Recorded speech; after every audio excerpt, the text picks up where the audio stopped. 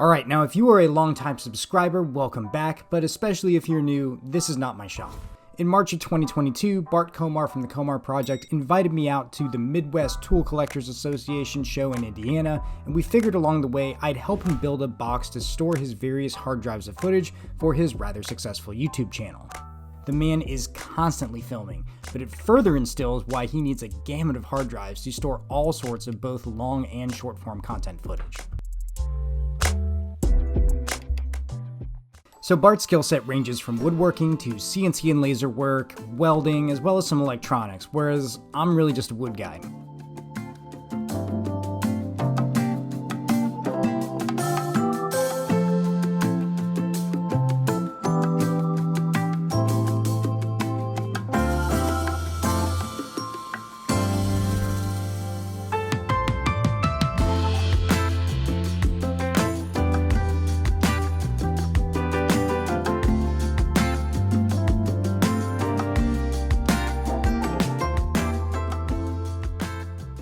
It needs obviously to be on the line, but like if you see like super flush, yeah. Okay, perfect. Sweet! A little more context to what we were just doing. The short sides of the box will be splayed out at a slight angle, so those pieces need to have their edges match the angle that was cut for the long sides. Like most things I do, it's a manner of sneaking up and getting really close, then just finessing it to fit. This is my dovetail saw from Eric Florup from Florup Toolworks. I don't really use it much anymore, and that really isn't a comment on the saw itself as much as a comment on how I've very seriously taken that hard double left turn into Japanese woodworking tools. However, after the recording of this video, Eric was diagnosed with a pretty rare form of brain cancer and has been fighting it ever since.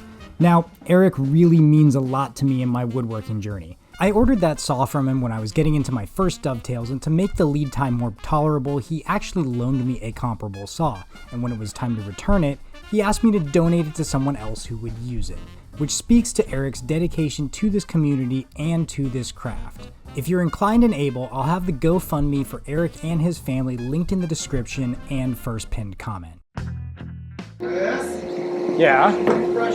it is my toothbrush. It's on the floor right here. Yeah, it was on my back. I'm very curious to see what all that looks like right now. Hold on. After Bart's dogs decided to rummage through my suitcase and disperse all my belongings around his finished basement and really the first floor of his house, I started working on the half-blind pinboard. Not using a router to hog out waste, these were arduous, and I did not leave room for error by having a 1/4 inch front, which ultimately led to some nasty checks and cracks. To make matters worse, my tools were also getting affected in some unique ways. All my chisel handles were shrinking in the low humidity and my chisel rings were popping off. Even the head of my hammer started to shake and eventually slide off from repeated use in this climate. It was an unexpected obstacle that I wouldn't have believed if I didn't experience it myself.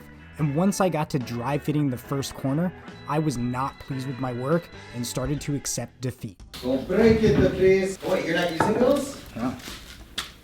The cracks are like going through like the sides on some of them. Are you thinking that I could maybe just plane the front down here, like till it gets open? Is that what you're kind of considering? Yeah. Yeah, just run it through the planer until It gets to the below the line. Yep.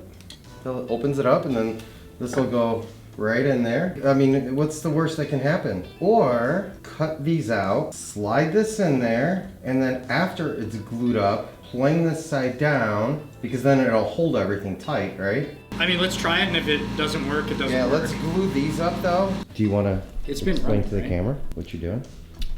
I don't know what I'm doing, which is also recording. really helpful for the camera right now. Yeah. I mean, the idea is that we're going to plane the front down to the actual mortise itself, but I've never done that before. You've certainly never done that before. Definitely haven't done that, but we're gonna throw some CA glue on it, and hopefully it will hold it and it doesn't split while we're running it through the planer. Come to save the day.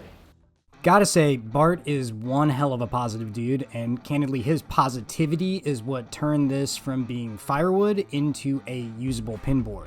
I mean, flat out, it worked, and all that time spent was in the end not wasted. So with that being said, we ended up going from half-blind dovetails, where the end grain of the tails is covered by the pinboard, to through dovetails, where the end grain of the tails comes through that board. And frankly, it just looks better.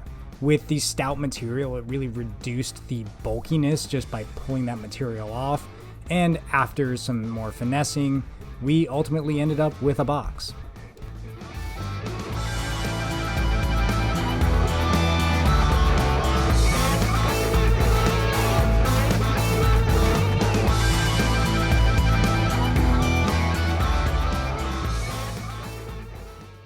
Even though this box has a cool splayed out look with the sides, I really wanted to ensure that there was visual texture and just an overall lightness to the look. Spoke shaves and fair curves helped with that, and as you'll see here in a bit, hand shaping the maple lid with a fairly strong round over was effective in taking something super clunky and just making it look a bit more finessed.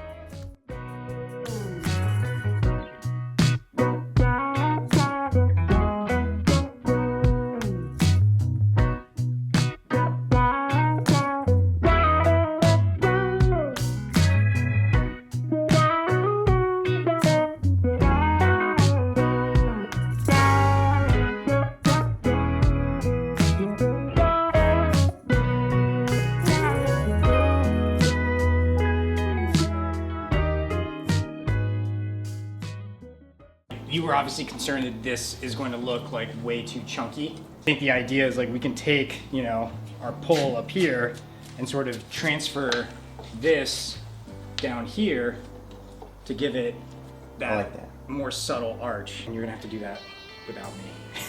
It's okay. I've been known to do a little bit of woodworking once in a while, you know? Let's get it. Come on, Chris. Come on, shake it out, shake it out.